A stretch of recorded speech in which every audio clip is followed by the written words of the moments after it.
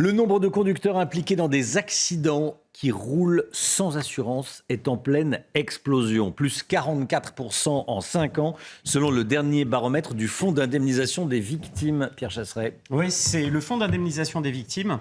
C'est un fonds obligatoire des assurances qui va permettre d'indemniser les victimes en cas d'accident. Parce que comment ça se passe? Si vous n'êtes pas assuré qu'il y a un accident, il faut bien quelqu'un qui indemnise les victimes. C'est ce fonds de garantie qui va s'en charger. Et ensuite, le fonds de garantie va se retourner contre les conducteurs pour pouvoir récupérer l'argent qui a été utilisé pour indemniser les victimes. Plus 44% en 5 ans. On avait connu une petite accalmie pendant la période Covid. Là, ça repart et c'est en pleine explosion, Romain. Qui sont ces conducteurs non assurés? Déjà, on les estime à entre 800 000 et 1 million.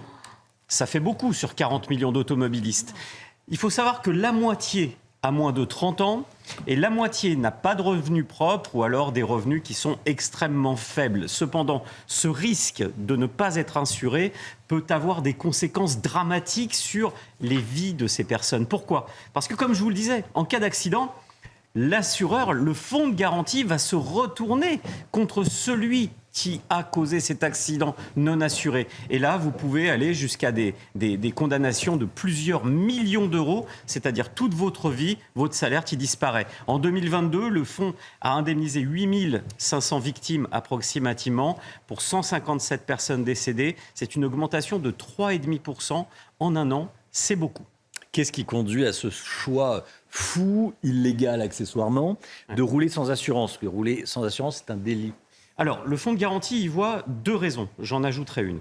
La première raison, c'est des assurances trop chères, notamment pour les jeunes. Il faut savoir qu'un jeune conducteur, c'est plus de 1 000 euros. Alors certes, les assureurs le justifient par le fait que les plus jeunes représentent un surrisque sur la route. Cependant, à plus de 1 000 euros, on peut comprendre la difficulté et parfois ce choix déraisonnable, ce choix fou de trancher et d'arbitrer dans le budget et de mettre de côté l'assurance auto. Le deuxième point que note le fonds de garantie, c'est aussi le manque de sensibilisation sur le fait, comme vous l'avez dit Romain, que c'est un délit passible de condamnation forte et notamment de 3 500 euros d'amende. Et la troisième raison, cette fois-ci, moi je le vois à l'association 40 millions d'automobilistes très souvent, trop souvent.